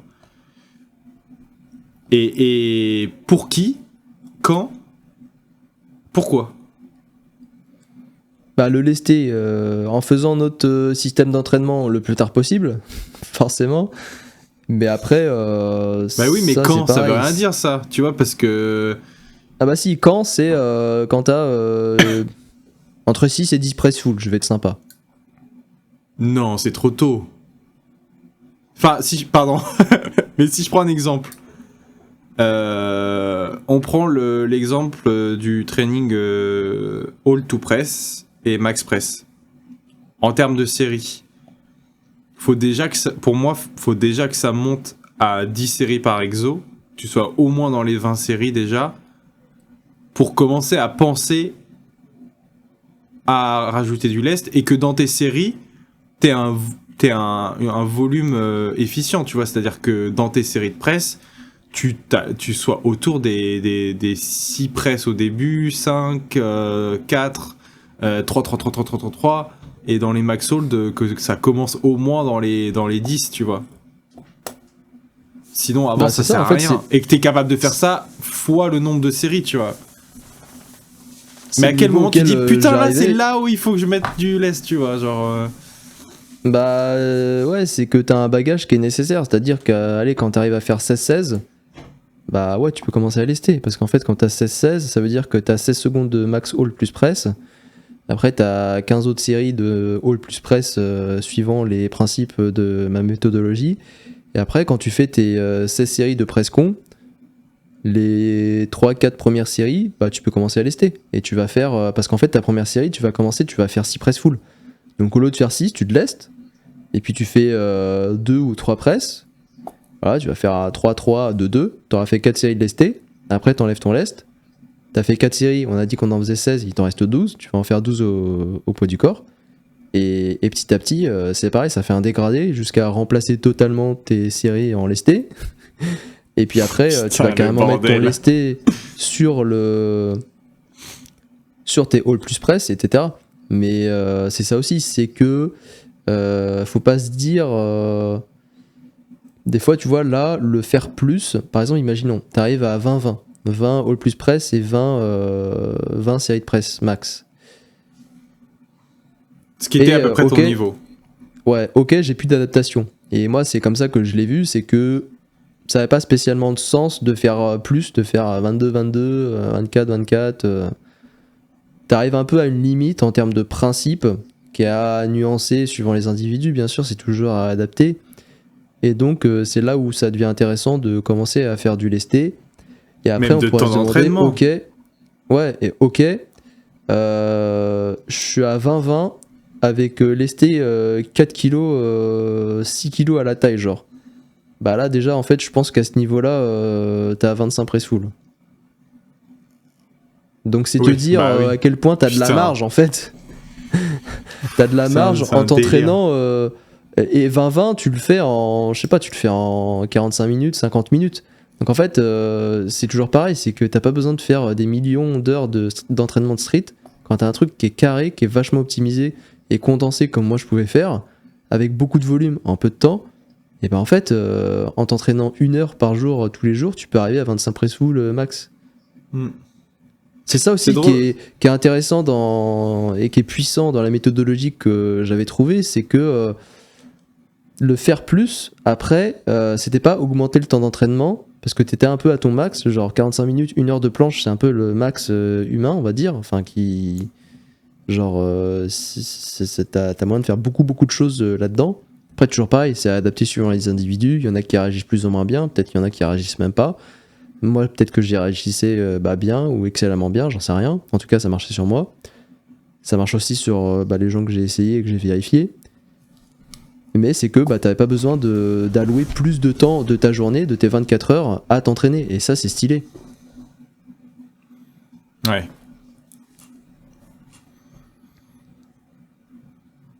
Et dernière petite question, si ça devait s'appliquer au push-up, je sais que t'as pas eu le temps de l'expérimenter, mais qu'est-ce que t'aurais fait comme système de rapport en push-up? Avec du lesté. Ah bah au début sans et après à terme avec du lesté, ouais.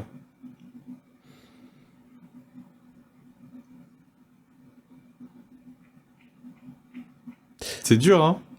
Alors déjà en push-up, parce qu'il y a le lesté à la taille et il y a le lesté aux chevilles. Déjà en push-up, j'aurais lesté uniquement à la taille et jamais aux chevilles. Là où en presse, c'est intéressant, suivant tes forces et tes faiblesses et comment est-ce que tu réagis, de lester soit à la taille, soit aux chevilles, sachant que de manière générale, c'est quand même plus intéressant de lester à la taille plutôt qu'aux chevilles. Et après, qu'est-ce que j'aurais fait comme système d'entraînement? Franchement, j'ai aucune idée. Il y a trop de trucs à essayer. Là, comme ça, je saurais pas te dire. Moi, je suis en train de tester du coup. Je suis mon propre test, mais pour ceux qui veulent tester, je teste de faire un premier exo de push-up to une presse. Donc pour l'instant, je fais une push-up, une presse, premier exo, et deuxième exo, max push-up. C'est assez stylé parce que le premier exo, il te force à faire une presse après ta push-up et à travailler ta push-up en la clinifiant le plus possible. Et en gros, tu fais ta meilleure push-up un nombre de fois assez conséquent pour que tu aies fait un bon volume. Et qu'une fois que tu as fait ça, et vu que tu as validé le truc avec la presse en plus, ce qui rend vraiment le mouvement avec l'élan, etc., qui est intéressant au niveau de la technique, bah après tu creuses encore plus dans le volume où tu vas faire du max press, du max push-up, pardon. Et du coup, tu as un gros volume, tu détériores encore plus la forme, mais au moins tu as un gros volume en push-up. Ce qui est vraiment intéressant, je trouve. Pour l'instant, je teste ça. Et c'est le truc où j'ai trouvé le plus efficace avec qui travaille un peu tout.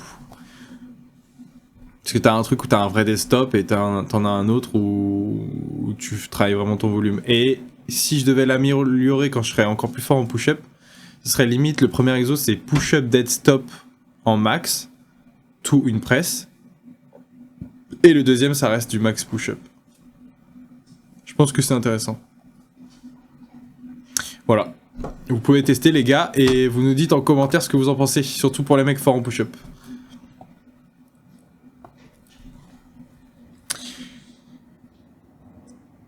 Dernière question du podcast, sauf si t'en avais d'autres. Non, moi j'en ai une aussi. Hein.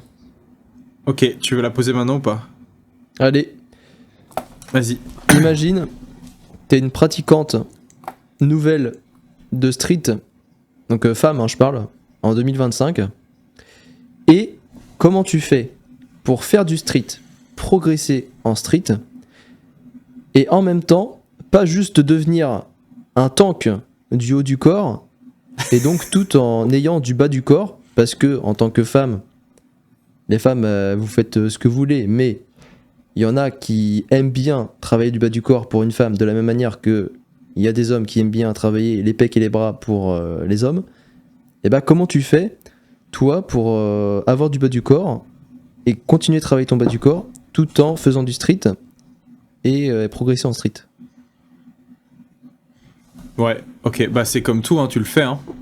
Faut faire. C'est-à-dire que t'as déterminé tes principes qui sont importants pour toi, genre être fort en street, enfin faire du street et progresser, et avoir du bas du corps, parce que t'aimes bien et c'est important pour toi. Bah déjà, tu construis ton plan d'entraînement en fonction de ça, donc tu fais les deux. Et ensuite, t'adaptes en fonction de tes résultats et tes faiblesses.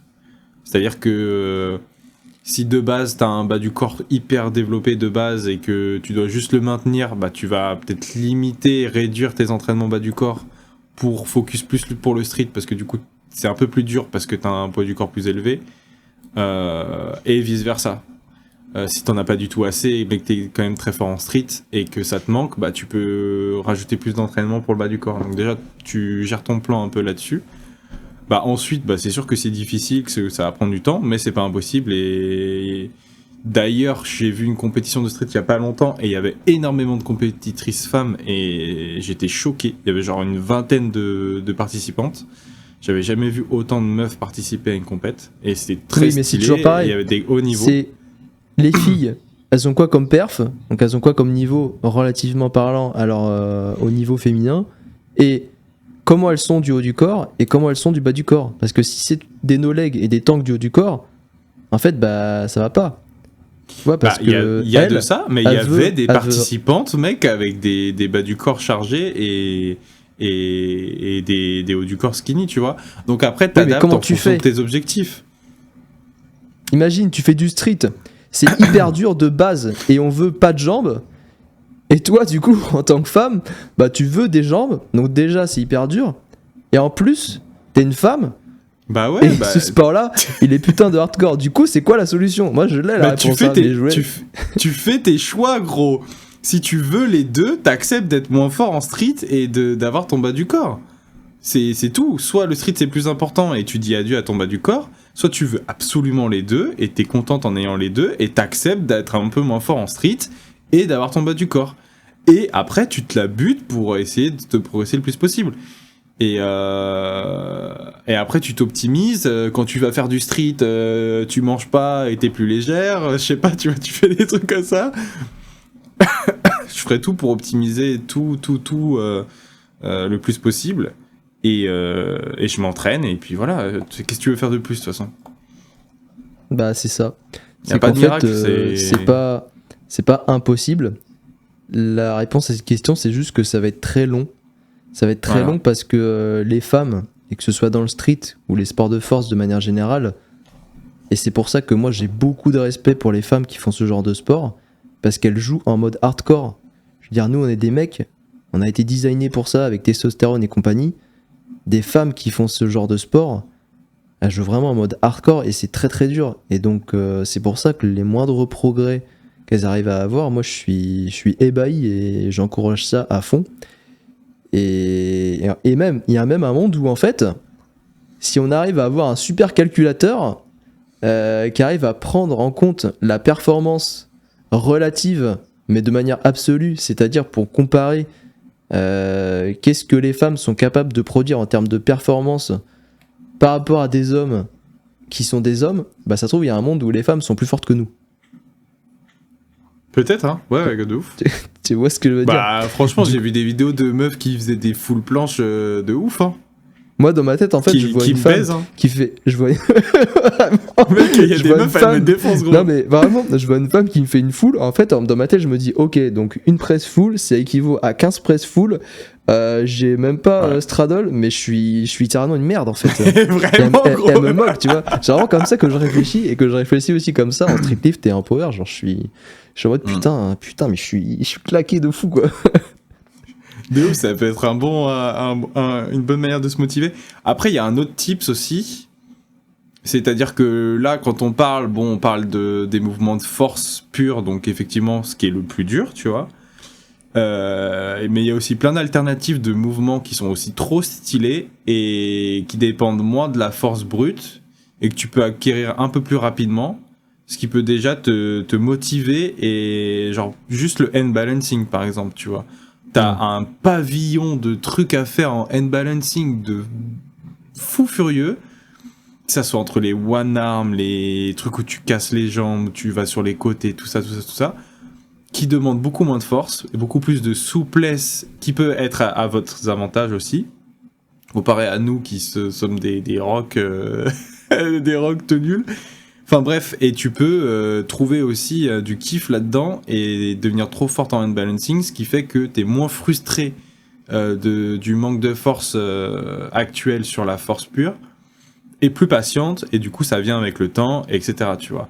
Genre, c'est sûr que si tu fais tu travailles que la full planche, et que t'es pas avantagé et que ça prend du temps, bah tu peux être démoralisé ou tu vas perdre de la motive. Donc faut aussi trouver des petits trucs qui sont stylés, tu vois, genre il y a plein de... Enfin, du coup, je l'ai vu pendant la compète féminine, tu vois, il y a plein de mouvements en vrai qui sont trop stylés, que font les meufs et qui sont cool, tu vois. Il y a beaucoup de choses dans ce que tu dis. Il y a une chose et deux sous-choses. La première, c'est que effectivement, c'est génial de l'aborder en mode, bah, il n'y a pas que des mouvements de force de con qui sont hyper durs à faire. Il y a plein d'autres trucs qui nécessitent ou ton bas du corps en rapport de ton haut du corps qui est proportionnellement largement moins développé que un homme. Et bah, ça t'empêche pas de faire ces mouvements-là. Mais ça m'amène au deuxième point que je trouve un peu... En fait, il faut l'avoir quand même à l'esprit, c'est qu'au final, bah, elle se retrouve à faire ce genre de choses parce que c'est les dernières miettes de pain qui restent dans ce sport et ce qui est possible de faire. Et ça, je trouve ça con. Tu vois, je veux pas qu'en tant que femme, tu te dises... Bah ouais, je fais des équilibres un peu par défaut parce que bah oui, c'est un peu que ça que je peux faire. Tu vois.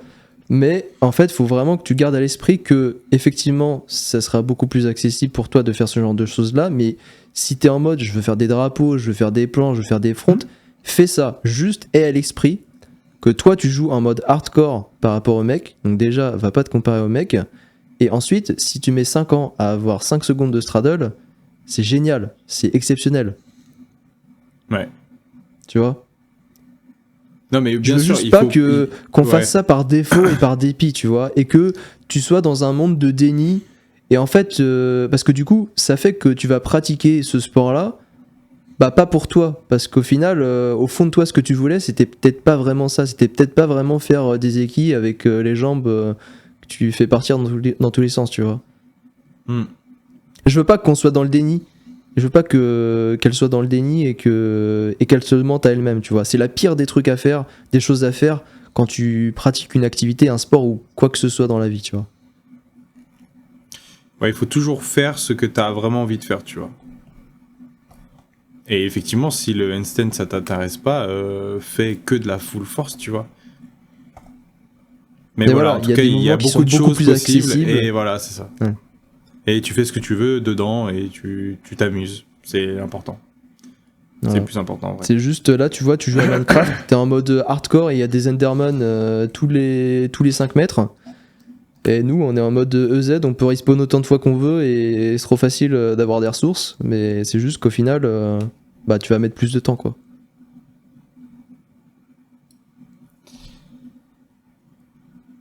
Dernière question.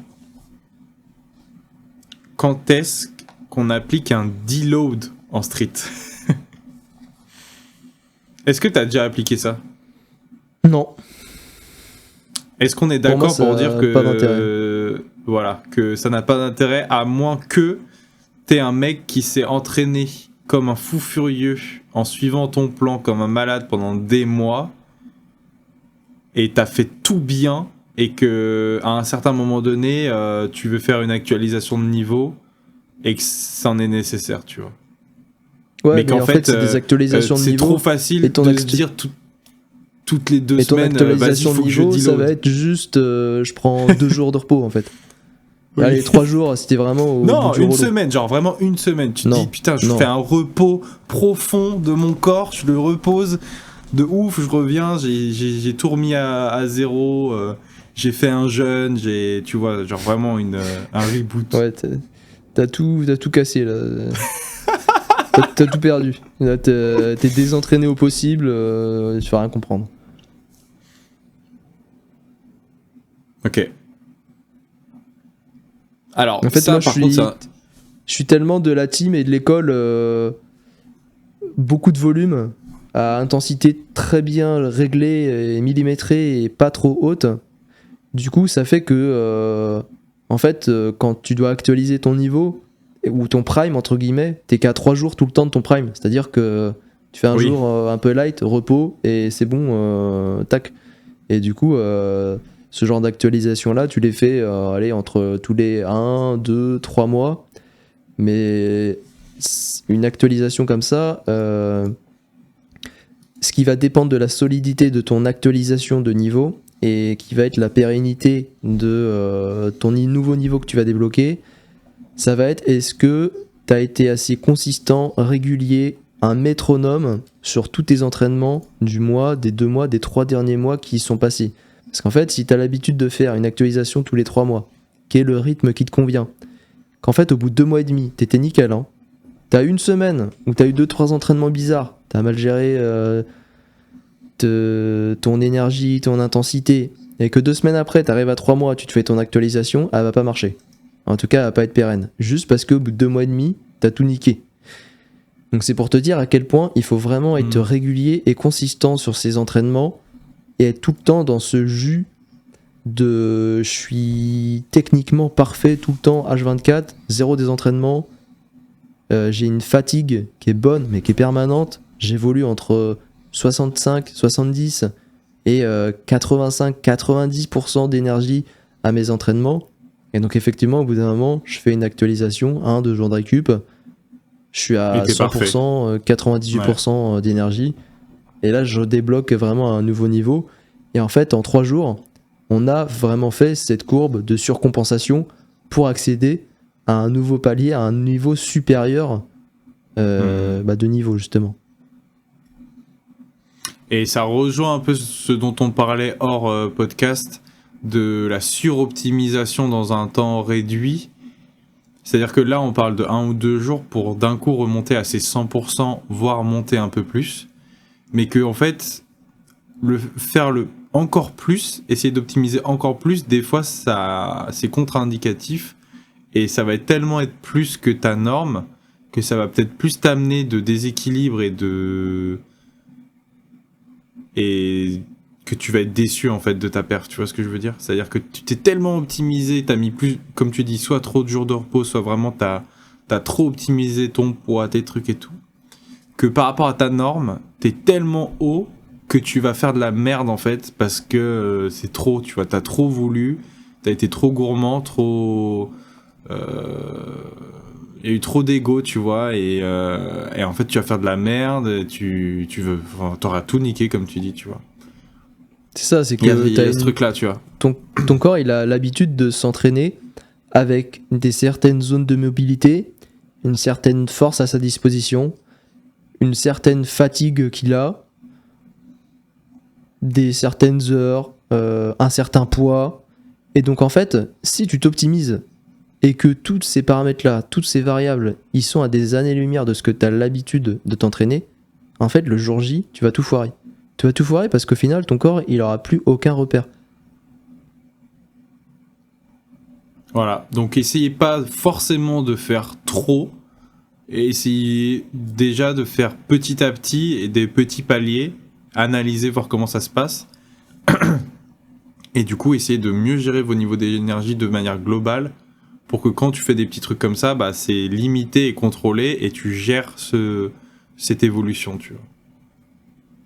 C'est ça, c'est que un coup, voilà, t'en fais 1, 2, 3, t'as pris, tu te fais un truc classique. T'es là, tu t'entraînes bien, t'as un bon niveau, tu prends 1-2 jours de récup, le dernier entraînement tu le fais moyen, t'as un deuxième jour de récup, allez, max, et c'est le jour du rasso, t'as déjà la musique, l'adrénaline x 18 000, t'as beaucoup de choses à travailler en toi en termes de préparation mentale, de conditionnement sur ton mindset, pour pouvoir être performant dans ces conditions-là. Une fois que tu auras appris tout ça et que tu maîtriseras, une fois que tu auras appris à faire tout ça, à le maîtriser et à être bien le jour des rassos dans ces conditions, tu peux tester des trucs sur optimiser un peu plus, mais en allant petit à petit. Donc ok, la fois d'après, là ça fait 5 rassos que je fais, je sais très bien comment ça fonctionne là-dessus, juste en prenant, j'ai ma méta, 2 jours de repos, truc bien, j'ai découvert des trucs en prépa mentale, j'arrive à me setup bien, à pas me louper sur mes équilibres, etc., à bien contrôler mon corps, ma nouvelle force, de l'adrénaline. Ok, bah la fois d'après, je vais tester un nouveau truc, je vais essayer de perdre 1 kg, je vais faire une petite cut sur 2-3 semaines, je vais perdre un petit kilo tranquille en augmentant ma dépense vite fait avec mes cales, en les baissant un petit peu.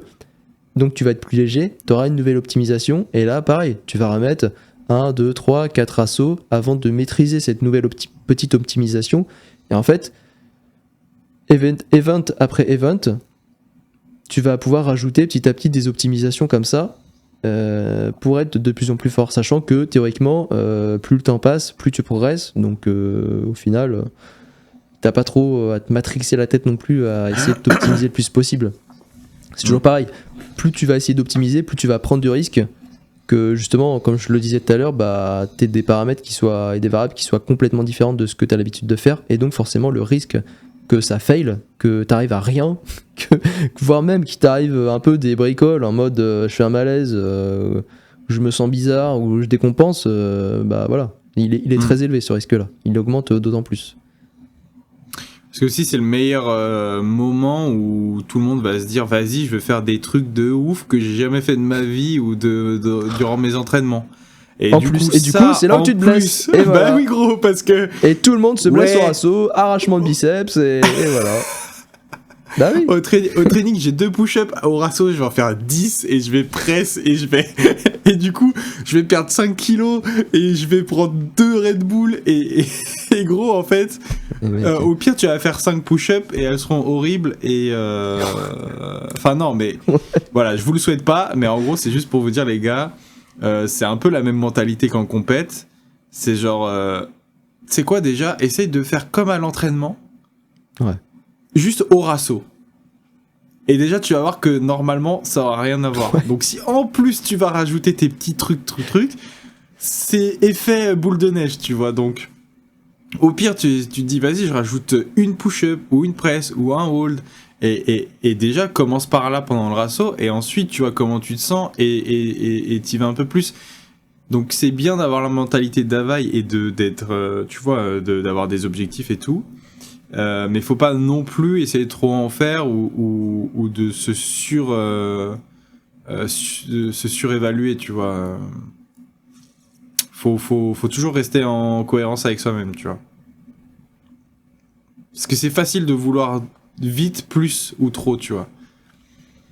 Et si ça se trouve, si tu t'es limité à faire ce que tu faisais à l'entraînement mais au ratio, ça se trouve tu vas le faire avec une meilleure forme, ça va être trop stylé et hyper contrôlé. Et là, mon gars, tu vas être fier de toi parce que tu auras une vraie vidéo de toi qui fait un truc bien contrôlé et propre, que tu n'avais pas à l'entraînement, par exemple. Et là, ça va te motiver à aller chercher un peu plus de reps et de trucs, tu vois. Donc, c'est des petits exemples comme ça, mais je pense que ça peut être intéressant de pratiquer ça, les gars. Notamment pour le ratio de la semaine prochaine à Paris. J'espère vous y voir nombreux. Voilà. Et ben on arrive à la fin du podcast, Nico. Moi, je voulais juste dire à 1000 abonnés sur YouTube, on donne le Magic Tips des 2 doigts. Voilà. Donc les gars, dès qu'on atteint les 1000, on donne le Magic Tips pour les 2 doigts. Et là, les gars, vous serez pas déçus. Je pense que tout le monde débloquera sa planche de doigts. Dès qu'on aura atteint les 1000 abonnés sur YouTube, du coup, n'hésitez pas à partager à vos potes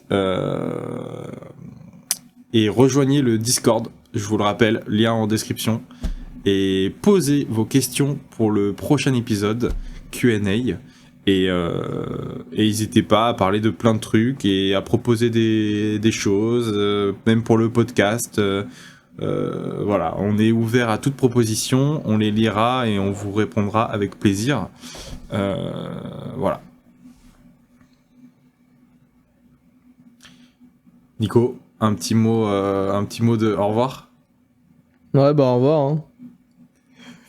5 étoiles sur YouTube, pouce bleu sur Spotify, likez, commentez, partagez.